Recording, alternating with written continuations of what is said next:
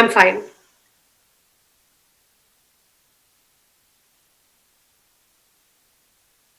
Yeah.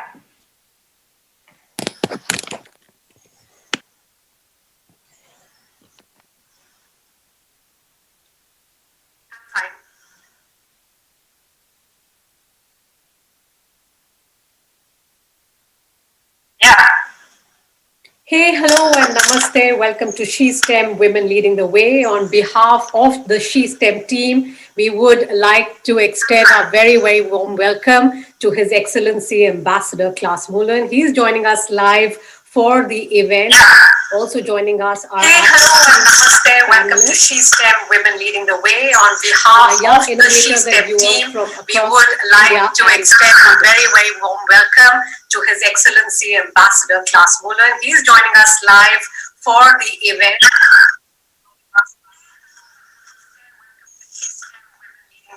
On behalf of the She STEM team, we would like to extend a very warm welcome to His Excellency Ambassador Kls Mullen. He's joining us live for the event.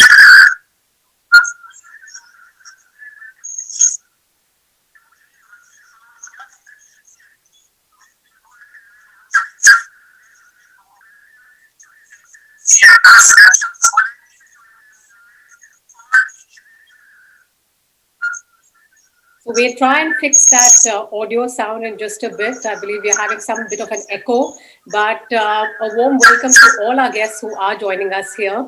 And it is such a pleasure to have all of you all here. It is, of course, a big day for all of us because we have been working pretty hard to get everyone here for this event. This year, of course, has been very different for all of us. And it has also been a year unlike any other. And while it has brought hardships and exposed our vulnerabilities, it has also given us an opportunity to rebuild for the better, to find new ways to innovate and to collaborate in ways in which we didn't even think was possible perhaps a year ago. And why are we doing all this? Why are we all building together? Why is there a need to collaborate so that we can build a more resilient, a more inclusive, and a more sustainable world for all of us? Now, every year, Sweden and India celebrate the Sweden-India Nobel Memorial Week. And it is a week where we celebrate the spirit of innovation, of we as a people striving to create something new, something path-breaking. And many of these innovations go a long way in transforming and shaping our future. And a lot of them go into the books of history. Now, science and innovation play a very important role in transforming our society. And it is imperative that this science and this transformation and innovation is beneficial to all of us. And it is gender equal. And that women have an equal say in the thought leadership, the research, the building blocks, as well as the inventions and the policy interventions that take place around this science and this innovation. Hence, we are inviting today a group of absolutely stellar, path-breaking women who are absolutely making a big mark in the field of science, in the field of STEM, in the field of sustainability, and in the field of research to simulate discussions and encourage women in the field of sciences. More importantly, they are here so that they can share their vision with you, all the students who are joining us, and also perhaps ignite a thought that you all can be the future leaders as well. Now, Sweden, I would like to say at this point of time, is one of the most gender equal countries in the world.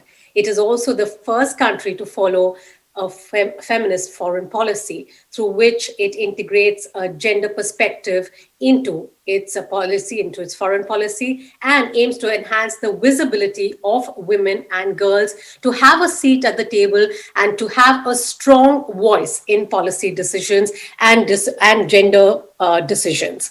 Now, the Sweden team in India has been championing the cause of women, and they have come up with several initiatives over the last few years, including the Kraft Samla, which is a collaborative program of Swedish enterprises with gender equality at its core, and the Tekla workshops that are initiated to provide a safe environment to girl students to experiment, to tinker with, to innovate and try and build something in the fields of STEM. India, meanwhile, is known for its brightest women in the sectors of space, technology, sciences, and finance. And the role of Indian women scientists who have powered India's space missions is only too well known across the world. Together, India and Sweden can foster gender equality in the STEM fields through conversations, through co-creations, and become a collaborative role model for the rest of the world. Now, before we move any further, I would like to acknowledge the team that is behind She STEM Women Leading the Way, the fantastic women who are behind the scenes but have been at it for the last few months. I would like to give a big thank you to Dr. Fanny von Helland, to Lina Kukreja, to Minnie Nair, who all have worked wonders to make this event happen. The Office of Science and Innovation is also proud to partner with the Atal Innovation Mission, whose dedicated team is so committed to providing opportunities and a platform for children, for young minds, to ignite their curiosity, to let them experiment, and to give them an opportunity to meet leaders and researchers, as well as other innovators from across the world. Most of all, of course, it is an honor that the women who are bringing us this cutting-edge innovation and research towards global humanitarian sustainability, clean energy, and other efforts to make our world a better place are joining us here today. So a very, very warm welcome to all of you. I would like to specifically, individually name you all as well to welcome you. Let's start with Ambassador Anne Bernes, Dr. Renu Swaroop, Dr. Beatrice Krona, Dr. Sunita Narayan, Helena Samson, Linia Kornhead, Sanskriti Davle, and a very young innovator who is joining us live, Kls Priya Varshani. It is both a pleasure and a privilege to be speaking to such a stellar group of women from Sweden and from India at She STEM Women Leading the Way. My name is Rupali Mehra. I'm the founder of Content People, and it is a privilege to be joining all of you here. So we begin with Anne Bernes, Sweden's ambassador for gender equality. Ambassador Anne Bernes is one of the key forces behind strengthening the role of women in peace and diplomacy. Ambassador Bernes, may I please request you to take the virtual stage and share your thoughts. Thank you so much, Rupali. And it's such a pleasure to be with you today and to meet you all. Celebrating women scientists and entrepreneurs both in Sweden and India. It's so hugely important to do that, to celebrate, recognize, and make visible achievements like the ones that you will be hearing about today, both in their own right, but also as examples of that trailblazing and transformative change that we need more of. Where I work in the Swedish government offices, we have for a long time focused on promoting such change, not least since 2014, when we, as Rupali mentioned, launched that feminist foreign policy. And also the government itself proclaimed itself the first feminist government in the world. So why did we do that? Rupali has pointed to things, but it was really in response to that discrimination and gender inequality and stereotyping that still mark the lives of countless women and girls throughout the world. And also realization that we could not go on as before. It had clearly not worked.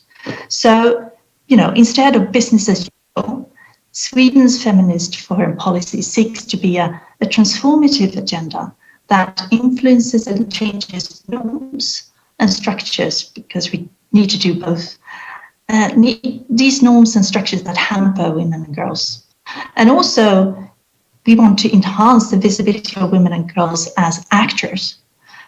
So this is built on a very hands-on working method where we use the letter R to analyze the world around us. So the implication is that we, in everything we do in the Foreign Service, supposed to strengthen the rights, the representation and the resources of all women and girls based on the reality where they live, which means that it looks different. You know, the needs are different. We need to act differently. And when we bring these arts into STEM, we can see immediately that there is a lot more to be done. The representation is not there yet. Also, the resources going into, you know, the promotion of girls and women's development, and also the resources coming back to them in the form of higher wages and also more possibilities, still not there as much as it should. So this is a policy very much about both human rights and common sense, because gender equality is not only an objective in itself, it's also an essential means for achieving any objective at all. In the area of foreign policy, for example, we see clear links between gender equality and more secure, prosperous, peaceful, sustainable societies. So it should be a non-issue, you know, investing in gender equality. And in STEM, it's about getting all the brightest minds involved in developing our common sustainable future. So that is why we, you know, in our feminist foreign policy, but also nationally in Sweden, because we have challenges still also in STEM. We work very much on STEM, so with events like this, but in other ways too, promoting UNESCO's work, what have you. And we do see progress. And we know that progress can take leaps also. When we, again, look at my business, you know, my own profession, diplomacy, it's a very male-dominated area and field. We had our first woman ambassador in 1956. And do you know where she was posted? Question mark. I think you guess. New Delhi, of course. New Delhi, obviously. Yay! And 2 years later, we had our second one. And she became the first woman UN ambassador in the world. Today, we have here in our foreign service 53 out of 110 ambassadors being women. Our Minister of Foreign Affairs is a woman, and we're pursuing a feminist foreign policy. So, ergo, change is possible. I'm an ambassador. You are or can be an inventor, a CEO, a professor, and I'm sure a Nobel laureate. And doing that, you can make us create that new normal that we need, and also a better and more sustainable world where there are rights and representation and resources for all. So I would just like to wish that you keep at it. And from all of us in the Swedish Foreign Service and the team behind this event, you know, best of luck. Best of luck. Thank you. Thank you, Ambassador Anne Burness, for setting the stage for this crucial dialogue at She STEM, and what an inspirational opening, really. And it is so good to know that the first ambassador for gender equality did come to New Delhi. So very, very heartening. Thank you so much. I would now like to invite and welcome Dr. Renu Swaroop, Secretary, Department of Biotechnology, Government of India. Dr. Swaroop has actively contributed in the formulation of India's biotechnology vision and strategy, and is credited with establishing the largest microbial resource center in India. Very interestingly, and this is something that I have read online, so Dr. Swaroop will have to verify it, that she also has a microbial species named after her. The Department of Biotechnology that Dr. Swaroop heads and Sweden's innovation agency Vinnova have a long-standing partnership which has resulted in several innovative projects in the area of digital health, in medical technology, diagnostics as well. A very, very warm welcome to you, Dr. Swaroop. Thank you very much, Rupali. Thank you so much. It's always a pleasure to be there at one of the India-Sweden events. And as always, it's bound to be interesting. It's bound to be vibrant. And I'm sure we'll be able to come up with a lot of suggestions which can be implemented. Excellency Ambassador Kls Priya, as always, a pleasure to be a part of your team and take this forward. Ambassador Burness, I think you really set the stage correctly for the She STEM Summit, and I think this whole idea of having a She STEM summit itself is so interesting. It's interesting because the whole area of gender diversity holds a lot of importance where we are today in terms of looking at the sustainable future, in terms of looking at science and technology contributions to it. And in such a sustainable future discussion or scenario, it's very important to position gender diversity, diversity on the whole, and obviously gender diversity, bring it to the center stage. So congratulations to the entire team, and Rupali had read out the names of all those who were engaged with it. So congratulations for even conceiving this and bringing this to where we are today. I'm so very pleased that you have the Atal Tinkering Labs as a part of your discussion. Very, very pleased to see these young, vibrant faces here. All our future leaders, all of them who are actually going to be our future role models, who are going to be the future for the She STEM activities to flourish. So it's so important to catch them young, catch their attention, and bring them into this, because that's where you ignite the spark. And once you ignite the spark, then it's important that this spark brings out that vibrance and the radiance as it moves forward. So congratulations again, and it's a pleasure to have all of them here as we speak today. Very rightly pointed out that the position that we have of the participation of women in STEM, it's so important, and it's not a new topic that we are discussing today. If you look at any of the aspects that have been discussed earlier, we are all aware of this, that when you're talking about any development, sustainable development, economic development, growth, all of them, the role that women play in that development is so key and critical that you cannot separate the two. And because that is an important integral part of it, it's important that we position all the policies and the enablers also appropriately so that they facilitate this movement forward. So while there may be an interest, there may be attraction, I think it's also our responsibility to ensure that we have the right policies and the right enablers in place which can help moving this ahead.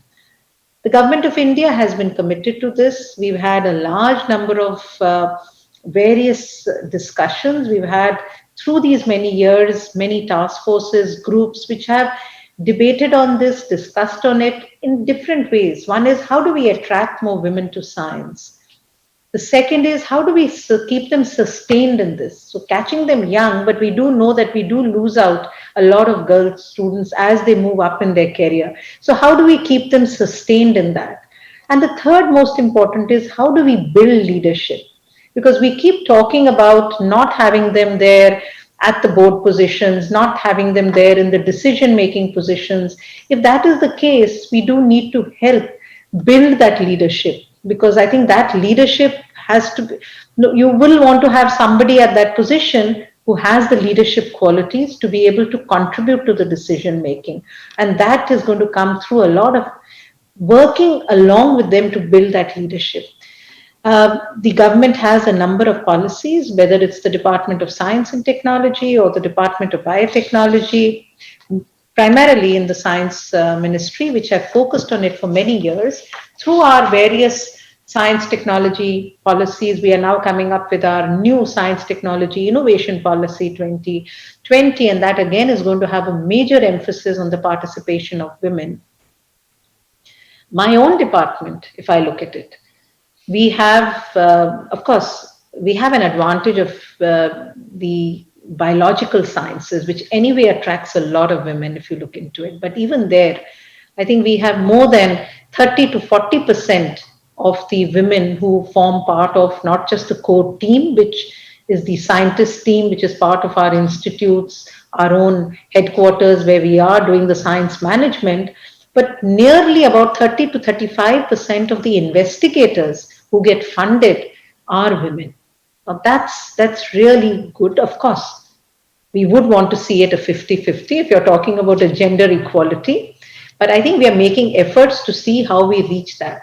The moving from a 15% to a 35% over a period of 5 to 7 years itself, we feel is good, because we're not going to compromise on quality. We're not going to compromise on the merit. So what is it that we need to do? What we need to do is to create a vibrant pipeline. Because unless and until you create a vibrant pipeline, generally when we look at funding opportunities from the government, our success rate is about 10 to 15%. I mean, that's the level of competition of the merit of the projects. So the women also have to come in there. Now, if you do not have enough applicants from women, how are you going to have them as successful candidates if you're going to keep the same ratio of success? So we are working at that end of the pipeline. But how do we bring in more women into the pipeline? So we launched a biocare scheme where those who were not within the profession, or they had to leave because of certain career breaks, how do we bring them back? With that, we've been able to succeed now. DST started a Vigyan Jyoti scheme, a Vigyan Pratibha scheme. All this, that how do we catch them either as young students in schools, in colleges, at the postdoc level, at the research fellow level, how do we keep them engaged? And I think that has started now giving us the results. And we would hope that if there is going to be a continued and a sustained effort in that direction, we will be able to reach this level of gender equality. So as I said, our focus is create a very strong pipeline, build leadership at the base. And that is why I'm so pleased today to see these young faces, because that's exactly what you're doing. You're creating a very, very strong and solid base. If the base is strong, if the foundation is strong, as we move up in the pyramid, you'll see that it continues to be strong, and you will see more and more representation coming in. It's also important for us, while we do bring out all the role models, and India has a large number of role models. If you start even from our own biology field, Janaki Amal, well known everywhere, to the mathematics, to the space, each of them, we've got role models which the young scientists do like to look up to. But I think it's also important for us then to see that when these role models, when they have journeys as they move forward, it's not always bed of roses. There are challenges. There are challenges which you have to face. And that challenge is something which is for any hardworking scientist. Why just for women? Yes, women do have different challenges as they move on. But I think if you have to face those opportunities, you have to be ready to face those challenges as well. Women and young girls and students here have to recognize the fact that women do have a lot of inherent strengths which need to be capitalized upon, which need to be then nurtured to move forward. Whether it's their strong ability, analytical ability, and that, I think many of you will agree with me that there is a lot of strength in being able to analyze things and being able to process it. Dedication and commitment, hard work. I think these are inherent, multitasking, inherent capacities and capabilities. But it's also important for us to recognize the barriers, and especially for countries like India, whether it's the socio-cultural environmental barriers, whether it's our, mindset that this particular opportunity, it has got a gender attached to it. This is what women can do. This is what women cannot do. I fail to understand, why do we choose jobs for women? Why do we say this women can do and this women cannot do? Give them the opportunity to decide what they can do and what they cannot do. I'm sure that they would decide the best for themselves. You're talking about building leadership. I think that's where we want to do that. We let them decide which job is for them. So we put in these very traditional gender roles and say this is only for women. And then when we open it up for, which was a traditionally a men's position, and when we open it for women, then we get very pleased. Now we allow women to get into this. Who are we to allow women to do that? They are part of this whole ecosystem. Give them that opportunity to be able to decide what they will do. Keep everything gender neutral. And I think that is a major policy that we need to take, that keep all jobs and positions gender neutral. Then let the students come, let the scientists come, let the researchers come in the STEM opportunity to see what is it that they can take forward. So I would only like to say that while there are challenges, it's important to recognize that these challenges could be of the ecosystem. But specifically the gender-related challenges, we in the Government of India have tried to put in a lot of policies to try to see how we build a very strong pipeline and then working with many agencies. And I know we have worked towards building entrepreneurship, not only scientists seeing how we could create entrepreneurs, how we could help them to build enterprises. Today, we have again nearly about 25% of our women entrepreneurs, successful women entrepreneurs, as women.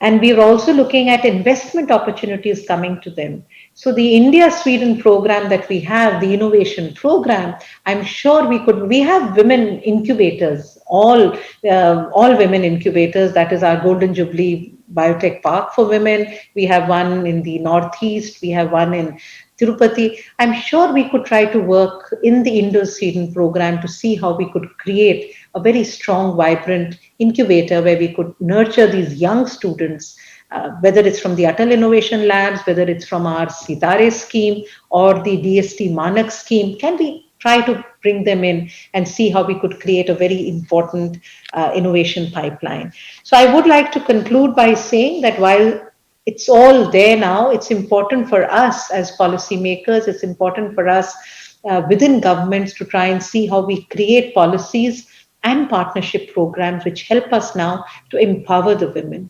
Probably, yes, we've been able to ignite them, but we need ways in which we can empower them. We need to see how we harness that economic potential of women for the sustainable and inclusive growth, which is so important. We scale up these entrepreneurial activities in which we can facilitate their transition to enterprises. We also work towards building a very strong competition for them, because unless and until there is a competitive spirit, merit will not be there. So to keep that merit alive, it's important that we do that. So create a ecosystem, and most importantly, try to see how we break all these internal barriers which become barriers towards success. So once again, thank you very much. Good luck to all these young faces that I see here. And I would like to conclude with something that it's a phrase which you have one of these leading women entrepreneurs, Jamie Farsnell, who had said, and I always like it and I quote it: don't let being a woman hold you back from the leader that you're destined to be. So you're destined to be a leader. Don't think just because I'm a woman, I cannot do that. You can, and I'm confident you will. Thank you very much for having me here with you. Thank you. Thank you so much, Dr. Renu Swaroop. It is always such an inspiration to hear your vision, to hear what plans you all have for the future generation, and your passion about making sciences so gender neutral. Thank you so much. I would now, of course, like to welcome a young 16-year-old innovator who is an inspiration for youngsters and adults alike, Kls Priya Varshani. She studies in a girls' school in Visakhapatnam, and ever since the Atal Tinkering Lab was set up in her school, she's put on the innovator's hat and has been experimenting with a variety of projects. In fact, one of her projects has gone a long way to help farmers, because it is an agricultural robot that helps farmers gauge the soil parameters and help them sow and water their fields according to the soil condition. Now, she says she designed this robot after watching news reports of the distress that farmers face in certain parts of India. Priya, I'll hand it over to you. We're all waiting to hear what you have to say. Thank you. So, a warm welcome and good evening to respected delegates. Namaskar and all my dear friends. So, I'm very proud to be here and take a part of this. So, my name is Kls Priya Varshani of 10th class, studying in Center of Excellence, Kumari, Visakhapatnam, Andhra Pradesh. So, I'm proud to say that I'm an ATL student, and to have this great prestigious opportunity to say some few words about my experiences. So, ATL Atal Tinkering Labs was started and established in a school in 2018. And then we started to think in innovative way and started doing many projects under the guidance of a principal secretary, sir, Colonel V. Ramlu, sir, and also principal S. Rupavati Garu and our ATL in charge Rambabu, sir. So in 2018, I have done a project named Multi-Purpose Agriculture Robot, which is extremely useful for the farmers. And so it performs 5 functions at a time, and that is plowing, seeding, and spraying of fertilizers and pesticides, watering, and sampling. So it is done through the solar energy, which is eco-friendly to the nature. And this project was selected in top 100 projects. And then we got a chance to go to MIT Pune, Maharashtra. And then we had refined and implement our project. And also we met Kailash Satyarthi, the Nobel Peace Prize winner in Delhi. And after that, this project was stood in top 10 projects, top 50. And then the finalists have got a chance to visit Russia. And then top 25 students have been selected by Niti Aayog Government of India to the AIM series Sochi, Russia. And then my journey to the Russia was started.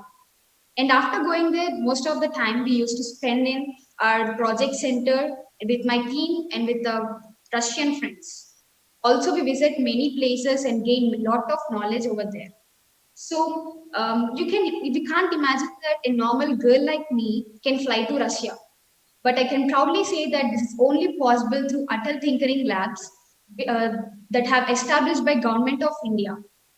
So I'm very proud to say that I'm an ATL student. And also, coming to the point, women empowerment. So women empowerment have been developed and being traction in these days. And also we can say that women are equally to the men and also supposed to do everything. And we are leading the country and we are leading many things. And this is only possible through our decisions. So finally, I want to conclude with the words of our former president, Dr. APJ Abdul Kalam, that thinking should be a capital asset, no matter whatever ups and downs you come across in your life. So this is only possible through Atal Tinkering Labs because it can only fulfill the dreams of every common student. So I'm gratitude to the Indo-Sweden Nobel League for giving such a great and wonderful opportunity to me be as a part of this wonderful program.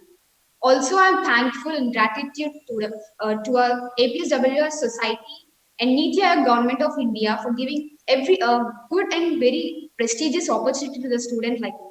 Thank you. Well, thank you, Priya Varshani, and all the very best for your future projects as well. With the kind of innovation that you are doing, I'm sure you can travel across the world and meet other researchers and other children who are building a better future for all of us. Thank you so much. Thank you. Well, let's move on now to something here from Sweden. Distress in food systems, global warming, climate change, and now a pandemic have also taught us how fragile our ecology, our planet, and humankind can be. But to be sustainable and resilient, we need more of research. We need more of academia, we need more of researchers, and we need more of scientists who can make these concepts their mission and help us understand the world better.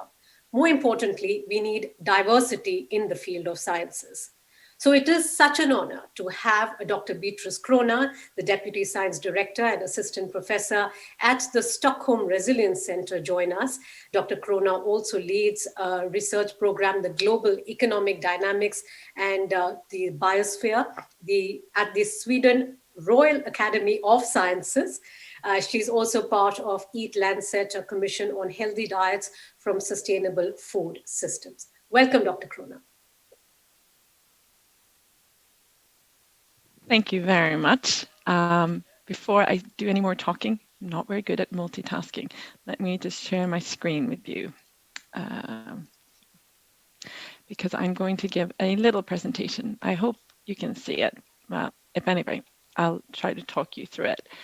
But first of all, thank you so much for inviting me to this very important and honorable event and to give me a chance to speak on the important topic of women's involvement in science and technology and to have a chance to address also this equally important audience, which I really hope that I can ignite some enthusiasm for the field of sustainability.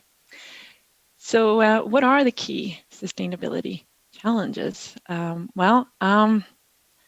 The climate challenge cannot have escaped anyone. And for every 1 degree temperature rise, 1 billion people are projected to be pushed outside of their zone or niche, what we call, for which human physiology is actually adapted. And that's That's remarkable and a little bit scary. But to halt this, we still have something we can do. We need to halve global emissions every decade starting this year. So there's a real opportunity here. We have a window of opportunity. But contrary to how the debate is often cast in the media, the sustainability challenge is not just one of climate and global warming. It's actually intimately connected to several of the spheres of our Earth system. And normally I would speak at an audience, I could see you. I would ask you to raise your hands and reflect and see how many of you know that our planet actually has more than 4 spheres. I can't see you now, so I'm going to have to answer that. But basically, the atmosphere is just the most well-known. There's, of course, land and water, the hydrosphere, and also all living things, which we call the biosphere, as well as several others. But these spheres interact, particularly the atmosphere and the biosphere, the living things, and the hydrosphere, the water. And a very simple example is a forest, which grows and absorbs carbon from the atmosphere, which it stores in its biomass. And while that forest then breathes, the trees breathe and transpire water, and they circulate that water to the atmosphere and to other regions far away, therefore affecting the rainfall and the vegetation in these far distant locations. And therefore, if we cut down the forest, it's going to store much less carbon. In fact, it's going to start to emit carbon, fueling global warming and also reducing water circulation and rain in these other distant places, with impacts on land cover.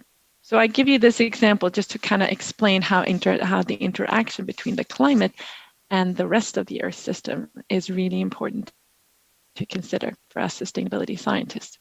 Now, biodiversity loss is one important outcome of this large-scale vegetation change or land cover change that we're seeing around the world now.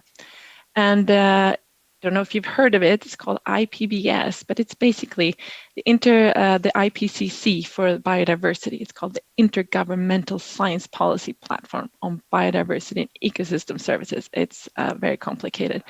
But last year they put out a report, and they acclaim, and rightly so, that we're in the middle of the 6th mass extinction. What you see on this graph are all the extinctions of fish, reptiles, birds, mammals, amphibians, and so on that have occurred just in the last century. And the effect of this on biodiversity loss is important for all of us sitting here, because it has to do with food production. The loss of natural pest regulating species, loss of pollinators, for example.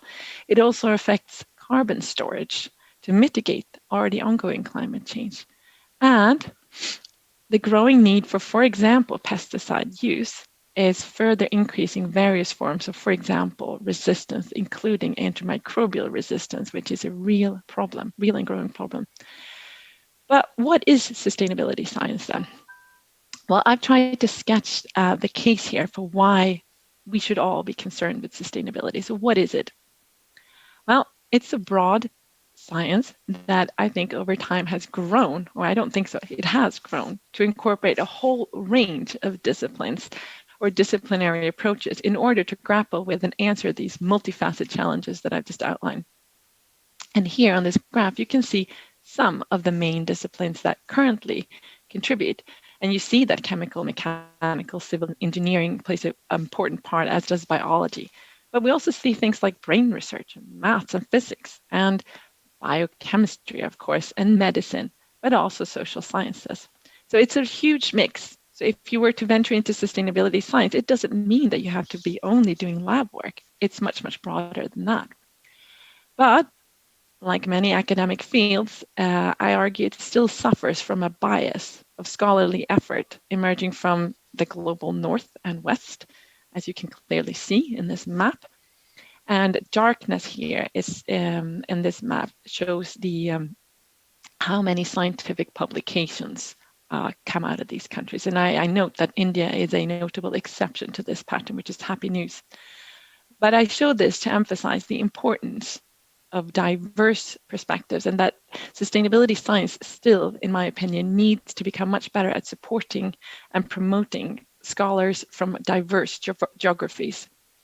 So I'm really excited to be able to make a pitch to all of you here today and emphasize how important your perspectives are to move sustainability science forward. Now, I'm sure you've all heard of the SDGs. These are 17 goals agreed on by the world's countries to address multiple social and environmental challenges that we face as a world. And 2020 signaled the start of the UN Decade of Action to achieve these goals. Now, what then are the impediments to transform to achieve some of these by 2030? Well, there are many, of course, and a 15-minute talk like this cannot hope to cover them all. So I've just picked one, which I thought was relevant for the topic of today's seminar, namely women in science and technology. Or as I'll phrase it now, the limited understanding, I think, of gender differences and their importance for sustainable behavior and choices. Now, study after study in many different fields do show that there are actually real and observable differences between men and women that are of relevance for sustainable development. In studies such as this one, which is based on 8 years, that's quite a lot, of Gallup data from the US, they show very clearly that men are less likely to believe in climate change or be well informed about sustainability issues. And in the corporate sector, for example, among firms, the likelihood of voluntary climate change disclosure of firms increases with the percentage of women on the boards. And other work finds that gender diverse boards are associated with a higher quality sustainability reporting, for example. So we heard the previous speaker talk about the importance of having women in leadership. And here you go. Here you can see some of the important outcomes of that. And in economics, a multitude of different studies of consumer behavior show that men are, to different degrees, less likely to consume green. And in Sweden, where I come from and where I sit now, when it comes to cars, women far outnumber men in supporting reductions in vehicle use, for example, and increasing options for sustainable transport. So it's clear that these gender differences can have bearing on, for example, how cities develop and for whom, but also on what policies are implemented in general. And it is most likely also affects decisions about what to invest public money in, or even private funds. Now, no gender is to blame here. That's not my point, but I think it's just a stronger recognition of these gender differences and their interaction with power and agency, as we heard previously. And in fields that, for example, inform planning, such as city planning or engineering, is therefore, I think, warranted, because it has profound implications for our ability as a society to achieve the necessary transition towards sustainability. So sustainability science has been a problem description science, I say, and I say that that's very much a self-reflection as well. We've been very good at identifying the problems, but as a field, we need to move much more towards becoming a science that can deliver solutions. And this is why we need young people, we need young women, but men as well, to join our community and contribute your ideas and your perspectives and your energy to help sustainability science reach much further, to formulate actual plausible solutions and positive narratives. And I finish off with one example of positive change that is driven by young people, many of them young women from all over the world. And it's the Fridays for the Future movement, which you may have heard about. And is this a transformation in the making? I hope so. Is it an example of science? No, not really, but it is a movement of young people that is based on a firm belief that science is the best tool we have to move forward and address the sustainability challenges that we face. So see this short talk as my pitch to you to contribute to sustainability science in a decade where I think it's more important than ever. Thank you very much. Thank you so much, Dr. Beatrice Krona, and I'm sure the students have taken every single point of that presentation and are going to be mulling over it for a long time to come, but you've really explained so clearly why we need women in leadership roles in sustainability and the sciences. Thank you so much. Thank you. Let's move on now. I would like to introduce 4 women from very different fields, but they all have a common purpose. Now, through their efforts, they are championing for the environment. Some of them are building drones for humanitarian aid and for humanitarian efforts. Some of them are harnessing the power of artificial intelligence, while others are creating innovative technologies that make education more inclusive. Now, these are women who are making our world a better place, one step at a time.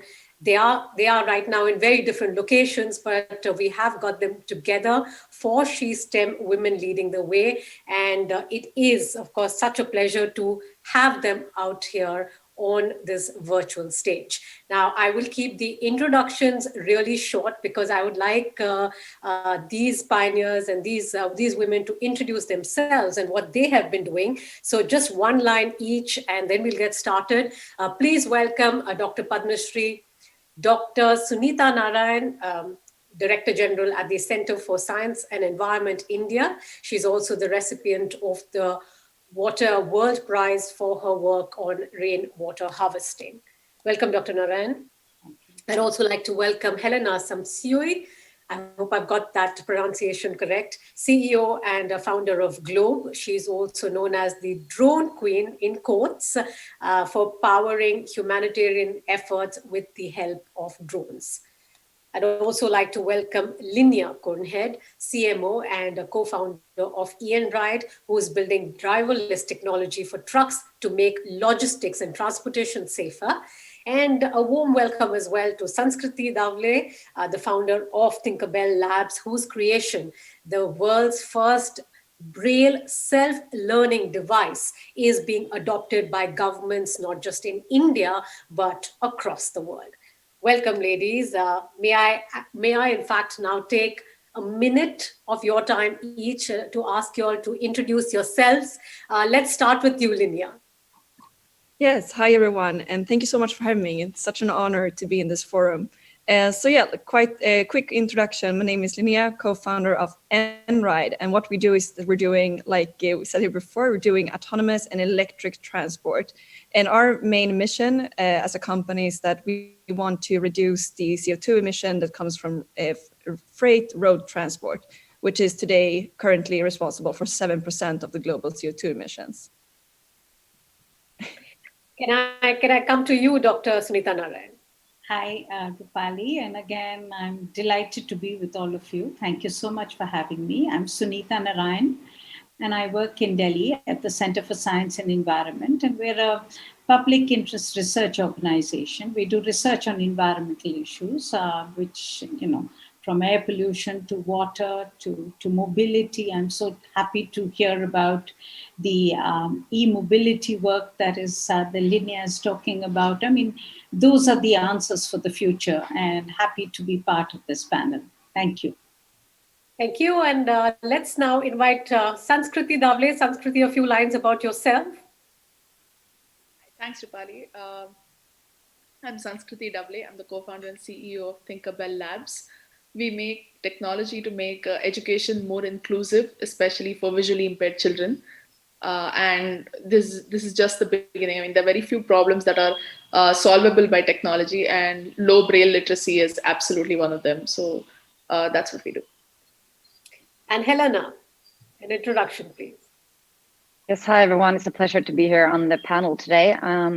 My name is Helena Samson. I'm the founder and CEO at Globe, and we use drones to detect and predict natural disasters and disease outbreaks around the world.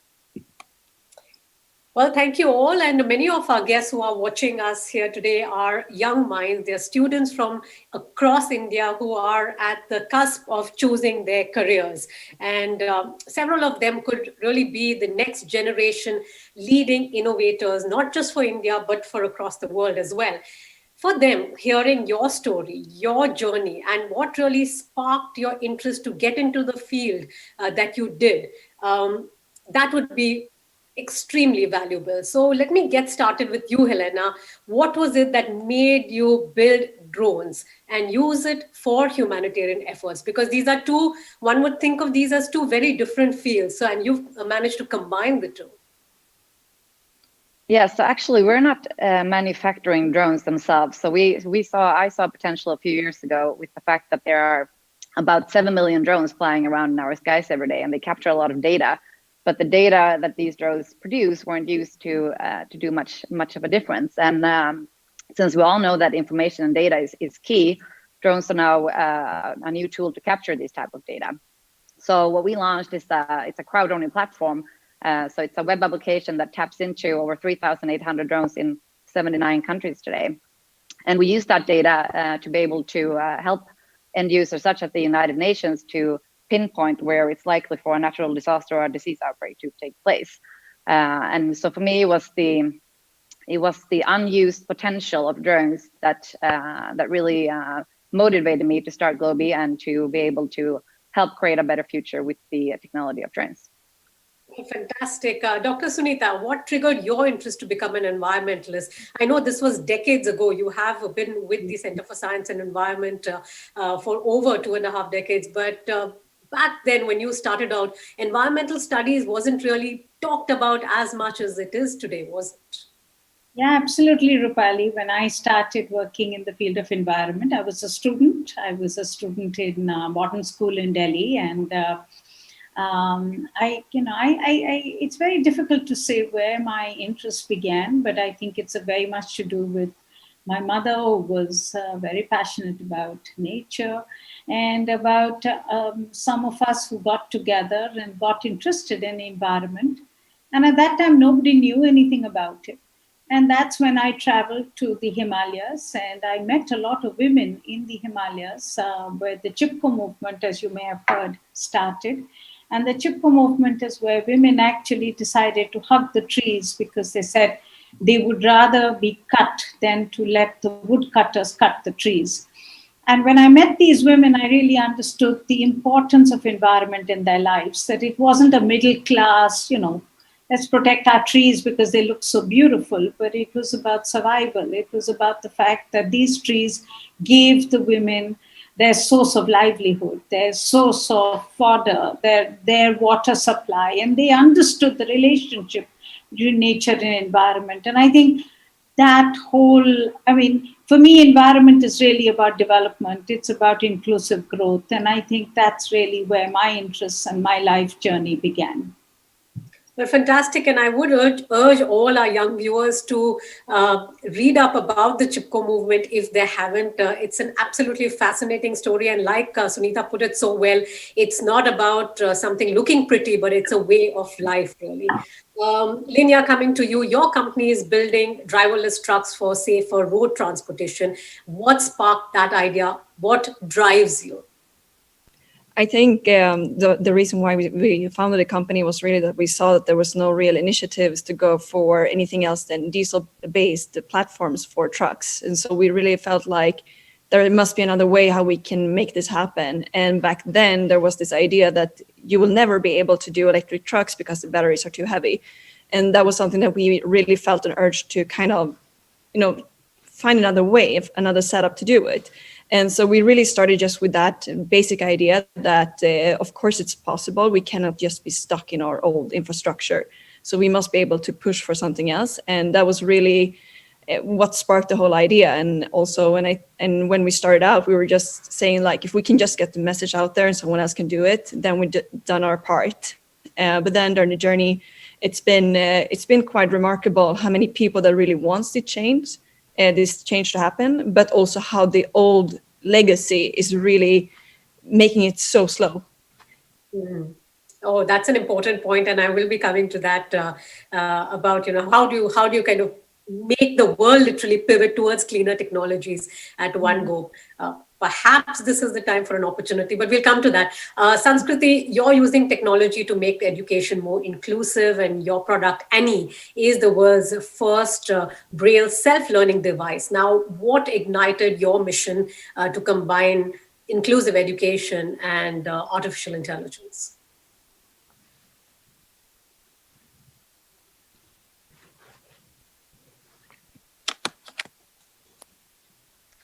Sanskriti, you'll have to put your mic on, please. My bad. Sorry.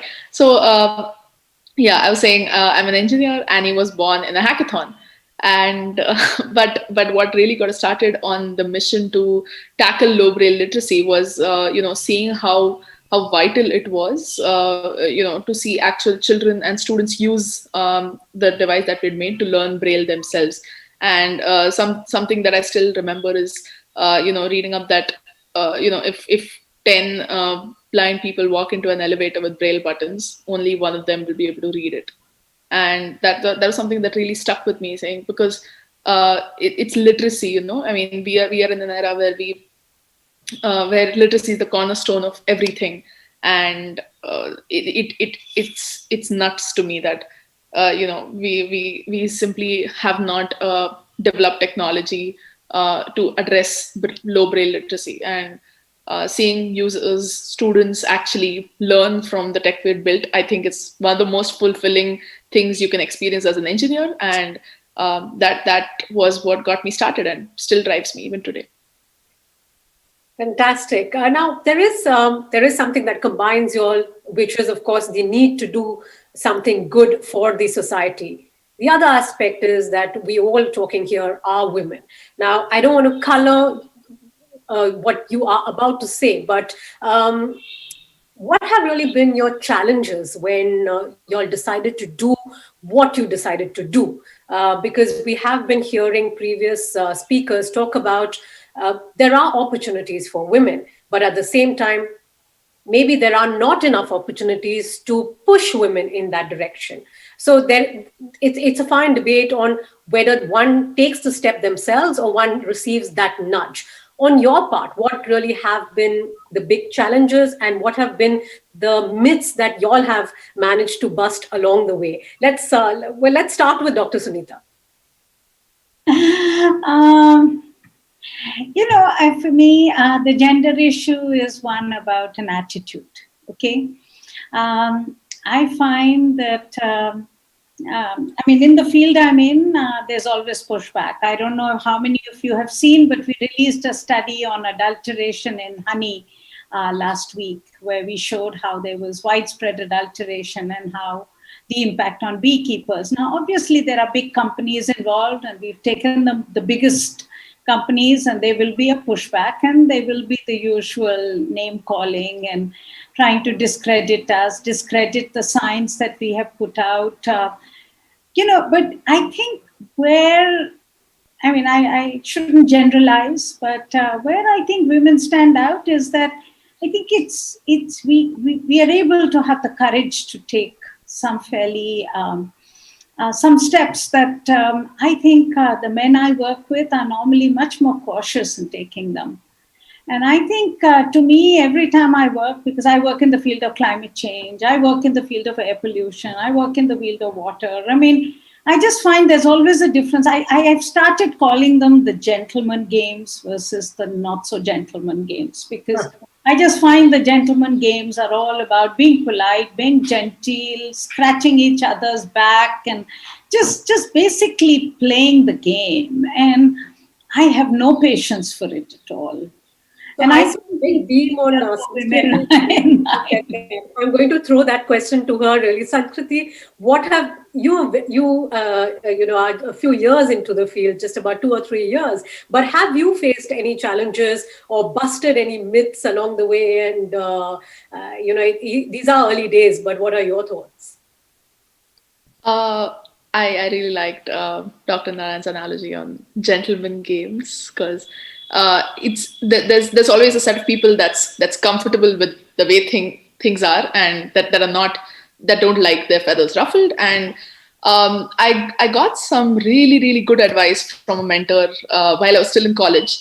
One is, of course, about the gender issue, right? Like I have co-founders, and they're men, and so when all of us go and introduce ourselves, some people are surprising. Oh, you are the CEO, and that, at first I used to get really offended, and now it's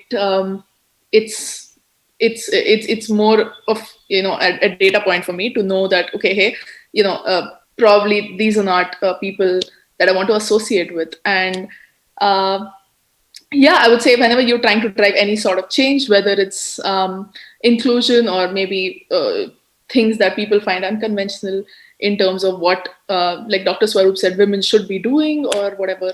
One of the best pieces of advice that I received was, don't waste your time trying to change people's minds, or just find the people that don't see this as an issue. And that's something that has really helped me, I would say, in my professional journey. Right. What about you, Linya? Very different cultural setting, but in terms of challenges, what are the one or two challenges that you have faced? With some sort of if I can touch upon the gender angle.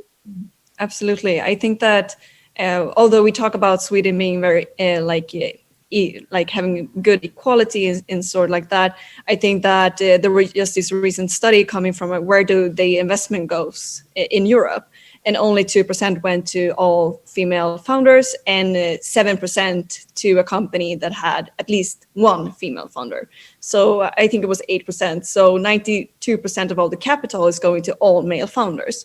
And of course, that is going to have an impact in how our society evolves, because tech and also entrepreneurship is going to be such a huge part in how the future society will look like. So I think that is something that's been a bit challenging, or it's been very challenging from my end.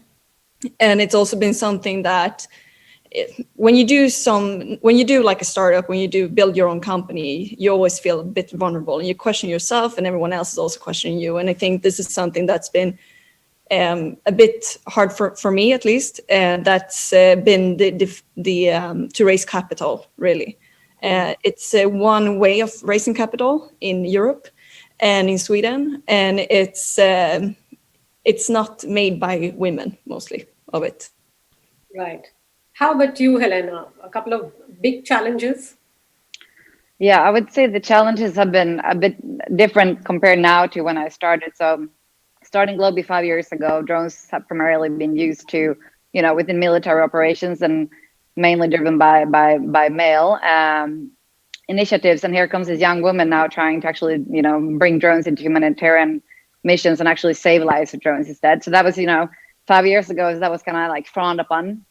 And now, 5 years later, I've managed to kind of like prove the point with a great team of believers behind me.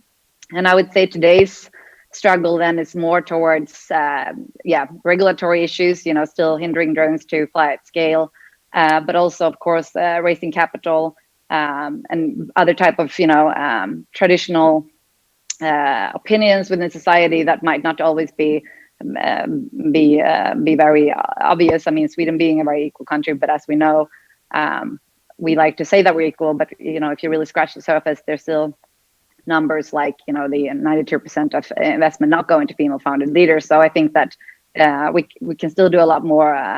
We also, we really need to walk that talk a bit better, and that's obviously a challenge still. Right. In fact, I'm going to take that question a little deeper now. When we speak of women in STEM, undoubtedly there's a skewed representation worldwide, whether we're talking about the global south, whether we're talking about the global north. However, each region also has their own unique story. If we peel off the first layer and move ahead. For example, in India, the country tops the world ranking in producing female graduates in STEM. 43% of STEM graduates every year are women. But just 14% of them, that's 1/4, are employed in the sciences. Now, this despite the fact that India has had a prime minister who's a woman, it has several top-notch scientists who are women, bankers who are women. So this is a strange dichotomy, which is quite unique to India. And I'd like Sanskriti and Dr. Sunita to explore that a little further. What is it that why is there such a big gap between women studying the sciences and then not joining the job market? Is it a lack of an ecosystem? Sanskriti, would you like to take the first attempt? Hi. So interesting perspective. I mean, I do think I'm a bit early in my own career to address this question, but what I've noticed is I think it boils down to, how much you're willing to look at environmental perceptions, because obviously there is still a lot of change that needs to happen societally. But I do find that I mean, my peers and more people in the generation are, they care a little less about what is expected of them and more about what they are laying out for themselves. And I think that's really the key to drive any sort of change. Because you can wait forever for society to change, and it'll still never happen, and it'll only happen when you stop waiting for society to give you permission to do this and that.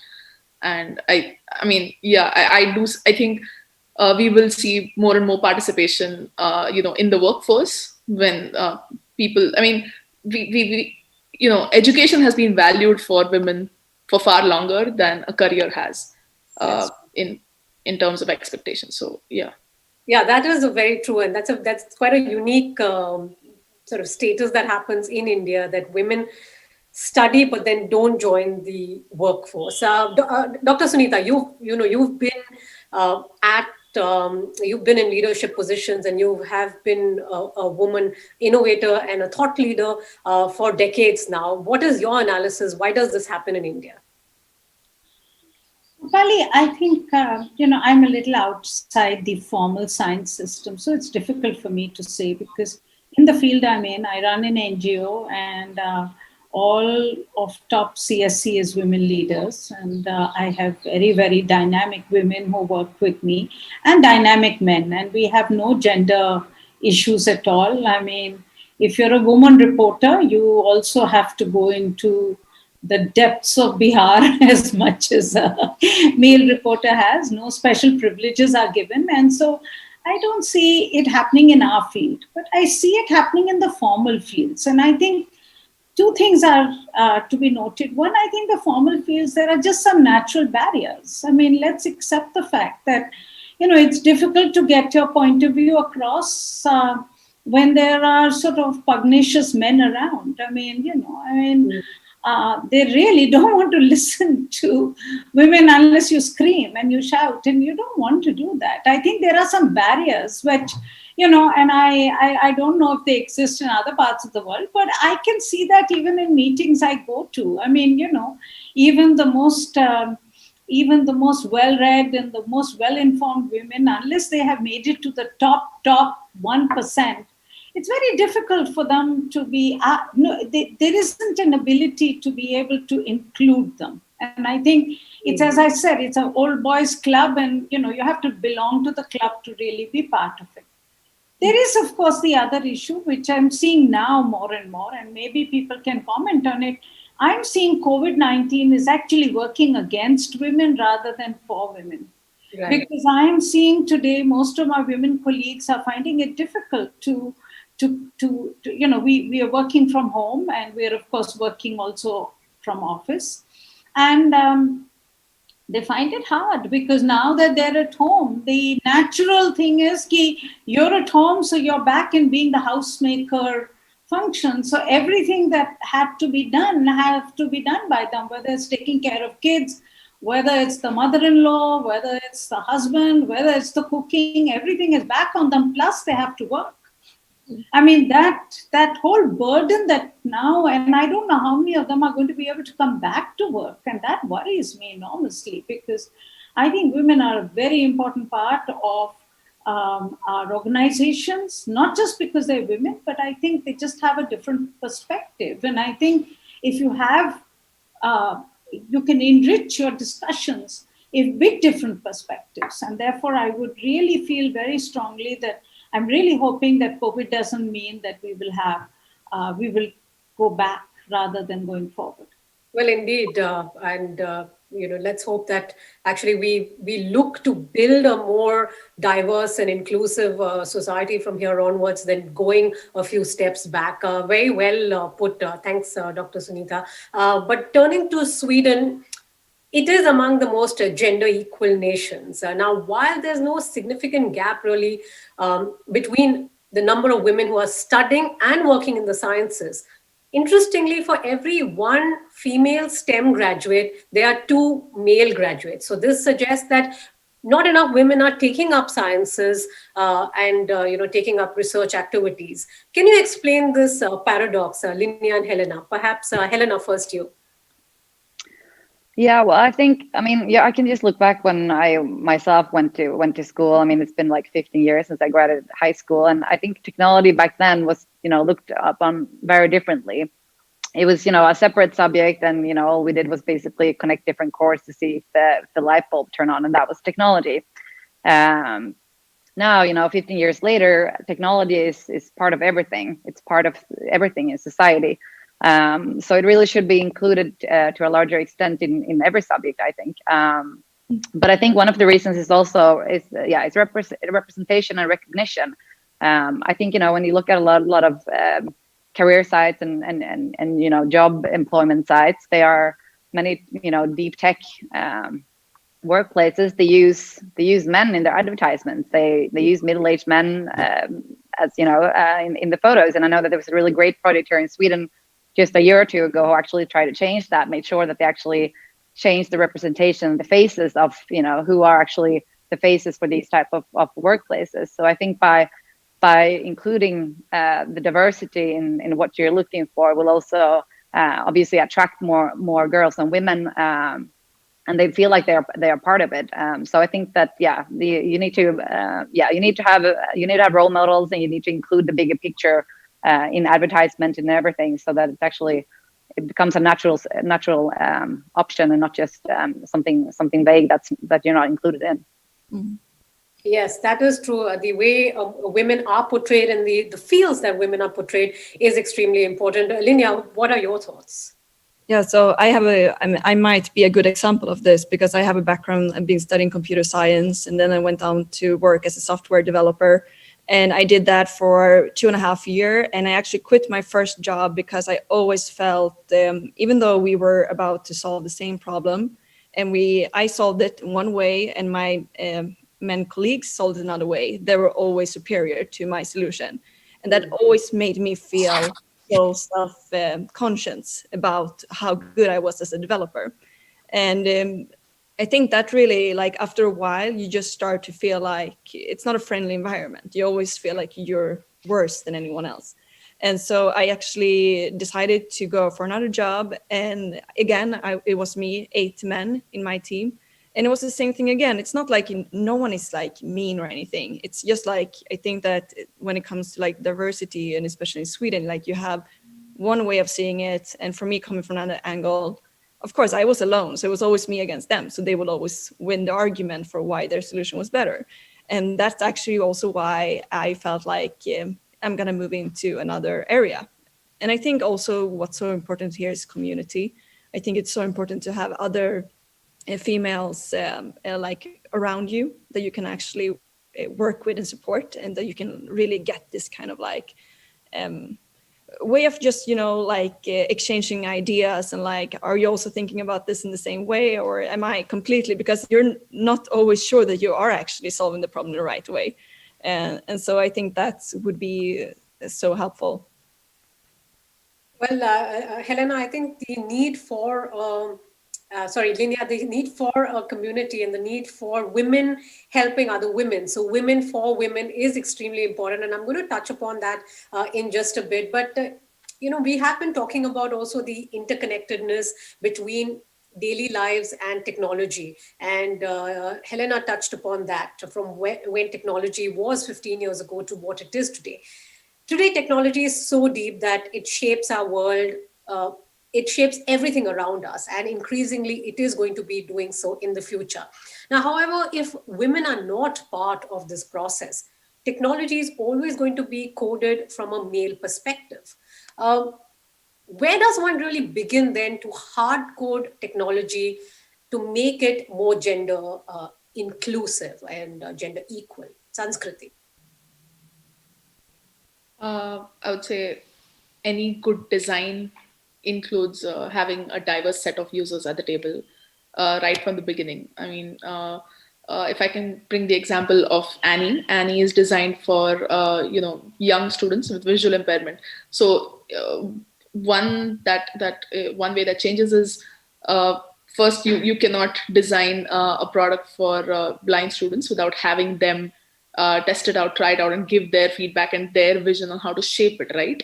And second, children always think differently from adults. So it's important to get children's perspective as well while you're actually building it, and because what you will come up with on your own versus what a child will guide you to, because that's what they want, is very different.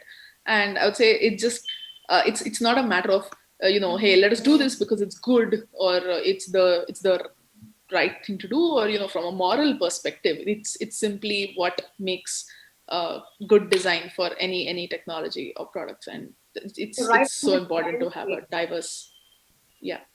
Right. What about you, Helena? What are your thoughts on this? Where does one really begin hard coding the technology to make it gender inclusive? Well, yeah, I think it has a lot to do with broadening the perspective of what technology really is. I mean, from our perspective with drones, I think that you speak to one audience if you only speak about drones, basically what's underneath the propellers and what's inside of the drone, and you speak to another audience when you actually talk about what change can actually the drones do. So I think by broadening the concept of technology, and technology is as much the maintenance and the technology inside of the drone as it is what the technology actually can do. So I think by speaking to a broader audience, you will also speak to more girls and women. So that's very important. And yeah, I mean it's crucial, because at the end of the day, technology is driving society forward. And we have seen a lot of examples from the past that the seatbelt, for example, was designed by males for male, meaning that seatbelts in cars aren't as safe for women to use. And I mean that's catastrophic. And a lot of other things like that. And we have seen with face recognition and other technologies that they are being they're being programmed for a white middle-aged man, and if you are a dark young female, it doesn't work properly. So I think it's crucial, and it has to be done. And I think one way of start doing it is to broaden the scope of what technology really is, because it's something for everyone out there, and everyone really should be a part of it as well. And very, very apt examples, Helena, that you have given, especially off the seatbelt. And I did see a lot of women nodding there, because we do live it literally every single day. Now, but coming to sustainability and the sciences, so combining both, like how Dr. Krona had in her presentation. Now, these do go hand in hand, but how can we make that happen for a better future for our planet? And how do we ignite the interest of, say, a young generation who works with both the STEM field as well as sustainability? Dr. Sunita, I'll come to you, because you have been working with environment and environmental studies and environmental research for such a long time. Thanks, Rupali. I mean, I think, I really enjoyed the Helena's description. I think that's really very apt. And I think for sustainability, that's also the issue. And for the young people who are watching this, I think the most important thing that we have learned when it comes to sustainability is the arrogance of humankind or mankind, that we can actually conquer nature, and that we can make nature work to the way we want it to work. And I think that's really why we are where we are today. So it's you can call it a macho approach to life, or you can call it a masculine approach to life, or you can just call it that's the way science has been. It's been driven by this tremendous sense of, we can conquer and change nature. And yet today, when you have COVID-19, which is hitting us across the world, where the whole world's economies have collapsed, not even because of a DNA, but an RNA. I mean, it tells you the power of nature. It tells you just how forceful nature can be. As I call it, the revenge of the bug. And in some senses, what we now need to do, and we have climate change that is sort of knocking on our door, and we know that we're already seeing intensification of weird weather events. We are seeing huge impacts on the lives of very poor people in the world. I think what we need, and I would appeal to the young people, that it's not a gender issue. It's about a humanity issue. It's about re-looking at science from the point of view of both what works in the everyday life, what is needed in the everyday life, and knowing very clearly that instead of looking at science as something which is going to be bombastic and something that you will do to conquer, that you have to tread lightly on earth. You have to learn from nature. I mean, all the nature solutions which nature teaches us, whether it is the solar energy versus, or rainwater harvesting, which are not concentrated powers, but nature's energy forces, which are dissipated energy forces, but yet bring so much power. So I think the most important thing for the new generation of scientists is not to make the mistakes of their peers, is to really think about science as something which is humble, which is not arrogant, which is humble, which listens to people, particularly the poorest people, and they'll happen to be the poorest, will be the women in the world. Learn from them and take their knowledge forward rather than believing that you know it all. I'd also at this point of time quickly like to mention that we have over, I think, 3,500 viewers now, around that number, watching live. And most of these are students from India in the field of sustainability and science, and many of them are also a part of the Atal Tinkering Labs as well. And we have a group of some of these students who are joining us live. I'm going to come back to you, students, in just a few minutes, but I would like to ask one final question before I can come to the students. Role models are extremely important for young minds as well as for professionals.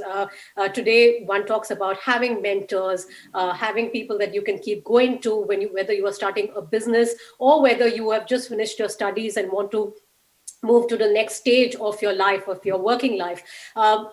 Having different role models really plays a part on where you go and helps you clarify a lot of your thoughts. How about four of y'all? Have there been any role models that you would like to talk about that we can perhaps gain an insight from? Linya, let's start from you. Oh, wow. I think that in my field, I think that the biggest role model right now, of course, is unfortunately not a woman. It's Elon Musk. I think that we need so much more women going into the automotive industry. But then, of course, for me personally, I think one of my biggest inspirations as role models is Karin Markides. She used to be the president of Chalmers University. She's a scientist, and she's really, really cool person. Fantastic. Coming to you, Sanskriti. So my answer is going to be very cliched. My role model is my mother. She is an engineer, an entrepreneur herself, and she is the biggest reason why gender is not a mental barrier for me at all in my day-to-day life. Well, not a cliched answer at all. I think men and women, fathers and mothers are some of our biggest role models, aren't they? Coming to you, Helena. Yeah, I would say two perhaps. So one is a famous children's book author from Sweden, Astrid Lingard, and I think she was very ahead of her time of pushing her way. She's actually part here on a painting in our office. I'll see if you can see it. It's a quote there in the corner that says, "Dare to go your own way," and I think that's remarkable, and that's an inspiration, I think, every day.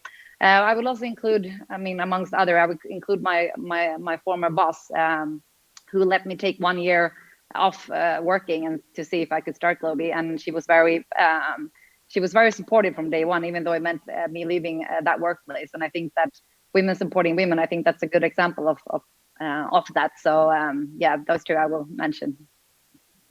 Right, and Dr. Narayan. I can't put any better word than what Sanskriti has said. Everything that Sanskriti said is what resonates with me. That's it. Well, fantastic. And now, in fact, let's bring into this conversation some of these young minds who are looking for role models and who have been listening to you all with rapt attention. We have on our screen Harshini. Harshini has a question for Linya, I believe. Harshini is one of the students from the Atal Innovation Mission. And there are several of them who are joining us live today. But let's start with you, Harshini. If you can unmute your mic first, please. Namaste everyone. Myself, Harshini J. from Bhavans Vidya Mandir Girinagar, Kochi, Kerala. I was the part of AIM Series Interview 3.2. I would like to ask my question to Linya Conhead ma'am. Hello ma'am. Hi, nice to meet you.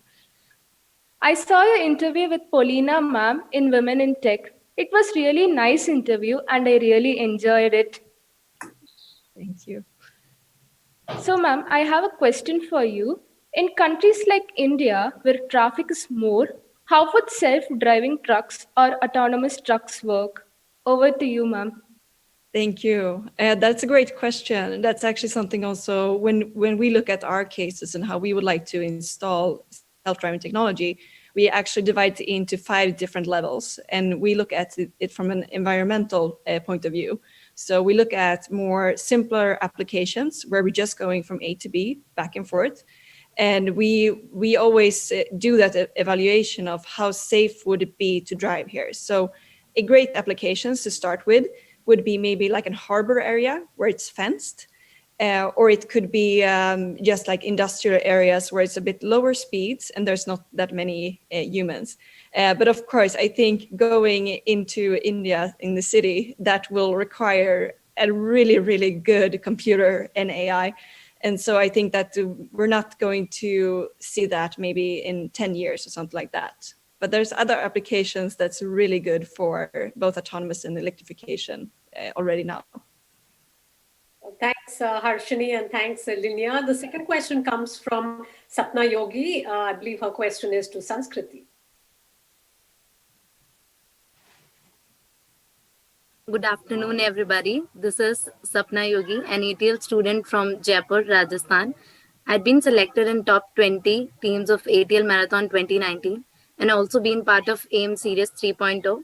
And now today being part of SheSTEM and to be able to ask a question is in itself a great pleasure. And my question is to Sanskriti ma'am. I wanted to ask you, did you have enough money back in support when you started off with Tinkerbell Labs? In case you had or did not, what do you feel how important it is? Can we go without it too? Over to you, ma'am. Thanks, Sapna. So I actually started this back in the second year of college, and about a year after that, we won a prize from our college, which was BITS Pilani. We won a prize for student projects, or an innovative student project. So it actually helped us with lab support. And I mean, while I would say having a lot of money may not be important to begin with. It's really important to have the right support, which may not always be money. It could be like a Atal Tinkering Lab, or it could be facilities to let you work, or the right social system that helps you participate. So yeah, while money isn't everything, it is definitely important for starting a company. So we're very lucky to raise investment while still in college, and we've had a fantastic set of angel investors, including Mr. Anand Mahindra, and we've been very lucky to have them on board. And yeah, very important when you're building a company. Thanks, Sanskriti, and thanks, Sapna. And interestingly, you started Sanskriti in college. I think that is a big takeaway as well for these students. Now, coming to the next question, it's by Sagar Bharadwaj, and he has a question for Helena. Good afternoon, everyone. Myself, Sagar Bharadwaj, and member of ATL Labs, and I'm from Bhuj, Gujarat, Doon Public School, Bhuj. So I would like to ask the question to Helena, ma'am. Ma'am, I would like to ask you, what is the success mantra to bring our imaginations into reality? Oh, that's a really good question. Thanks for asking that. I think to set clear goals, I think you need to have clear goals, and they should be both small and big. So you should be able to celebrate the smaller milestones as you go, but they should all lead to that greater goal of yours. That's a good advice that has been helpful for me at least. Fantastic. Thanks a lot. And now let's move on to Mahika Juneja. She has a question to Dr. Sunita Narayan. Greetings to everyone. I am Mahika Juneja, a part of the team ranked as the top 50 teams in the ATL Marathon 2020, and I'm studying in St. Kabir Public School, Chandigarh, India. And my question is to Dr. Sunita Narayan. There has been a lot of research on waste and pollution, but why haven't we been able to make a sensor that successfully detects plastic or identifies it from the rest of material yet? Over to you, ma'am. Mahika, I think they're waiting for you. I think this is really where some smart solutions are needed, and you're so right. We need to be able to find ways in which we can use technology to deal with our everyday problems. And I'm so happy that you asked that question, because that's the kind of inquiry that we need. My only request to you would be, Mahika, as you start working, and all your other colleagues who have joined us, is that remember that we are a poor country. We will need technology solutions which are affordable by large numbers of people. So if you come up with a technology solution which may be very, very good, but it is too expensive, it's not going to work. So I think that's my only request to you people, that you are really people. I'm so impressed by all the questions I've heard today. I'm so impressed by the sharpness of your minds and the need to do things for society. My only request would be use technology for fixing the problems like waste management. So thank you. Right, and we do have 3 questions more, I believe, but I think some of our guests are also running out of time. Shall we continue? Shall we quickly have these 3 questions? Maybe we can just squeeze in another one or so. Bhave Garg to Linya, I believe he has a question. Yeah. But we'll make it really short. Good afternoon. I am Bhave Garg from Maharaja Agar Singh Public School, New Delhi, India. I had been selected as a participant for AIM Serious Innovation Program 3.0. My question is for Linya Conhead, since she had been working with autonomous technologies. How did you convince the world and the authorities that you have developed a technology that really works and can be implemented? Oh, that is a good question as well.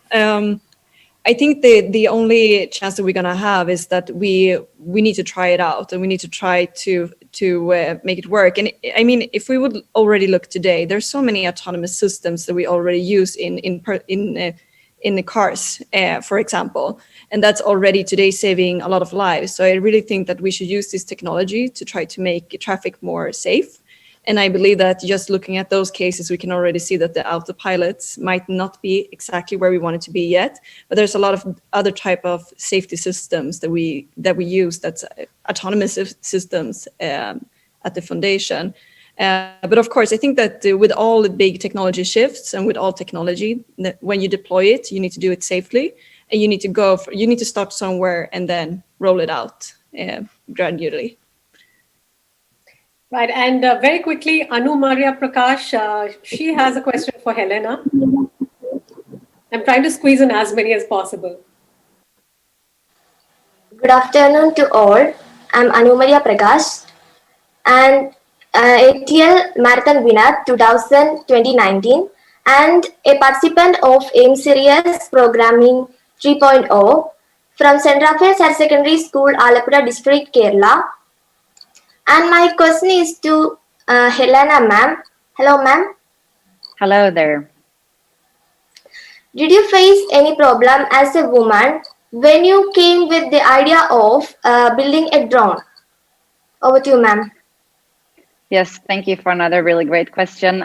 So we're actually not building the drones ourselves, but we have developed a software that is tapping into drones. So when clients request data from a specific area in the world, we can send a drone to that specific location. But yes, I mean, of course, there have been quite some challenges before you really prove your concept, and I think that's maybe a difference between women in tech and men in tech, that you first really need to prove that you have something that works and that actually you have something that's going to be successful. And then once you have that, you have everyone on board. But it's in the beginning that I think that it is a bit of a harder challenge, actually, being women in tech than comparing to our male counterparts. So yes, male colleagues. But with that being said, I think it's also it's a lot of positive things with being a woman in tech. You sometimes see things a bit different. You have different type of solutions, and sometimes also by being one of the few women in the room, you are getting listened to more, and you also get sometimes more marketing from it as well. So I think we should also look at the positive things of being a woman in tech, which are also quite a large number of the positive things as well. Thank you. And our last question is from Ashwini to Dr. Sunita Narayan.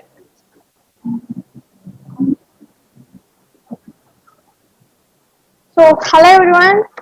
Hope you are doing good. And myself, DJ Ashwini, 2019 Untitled Tinkering Marathon winner, Dr. Sunita Narayan, ma'am.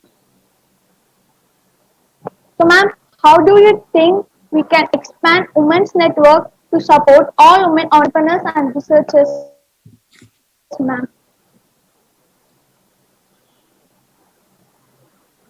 Ashwini, can you repeat that? I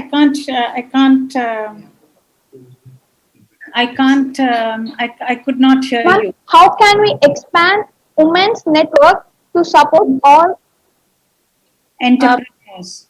Very good question. Excellent question, Ashwini. I think, that's something that really I think a lot of government agencies are beginning to do.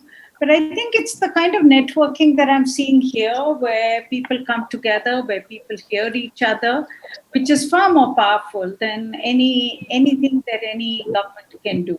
So I think keep this up, keep talking about your work, and I know that it will have huge impact in society. Well, thank you. And Tane also has a question to Sanskriti, and we'll wrap it with that. Yeah, hello everyone, this is Tanesh Srivastav, and I've been working in Adult Tinkering Labs in DAV Public School, Vasant Kunj, and I've also been selected for the AIM Series Innovation Program 3.0. And my question is that, while in the process of development, how can we protect our idea or prototype, and at what stage do we file a patent? Because we as students participate in numerous competitions where we need to explain the entire idea to everyone.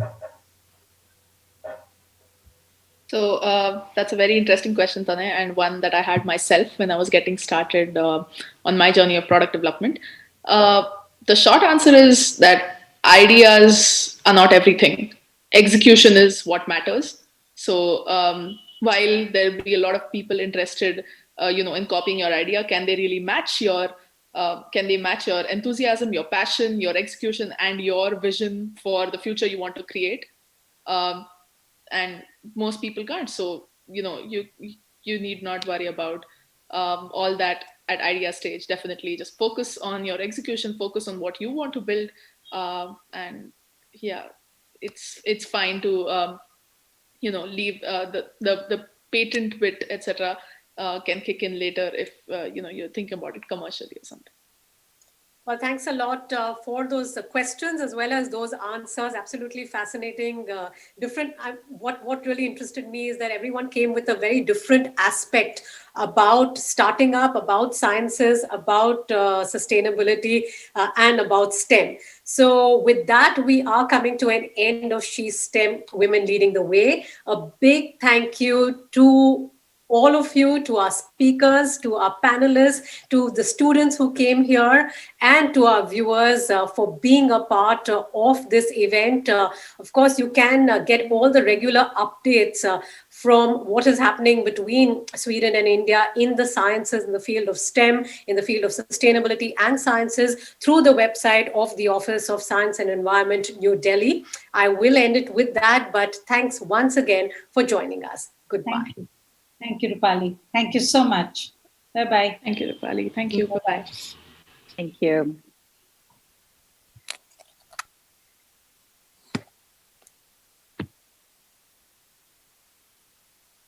Thank you. And I think we're off now. We're offline now. Super.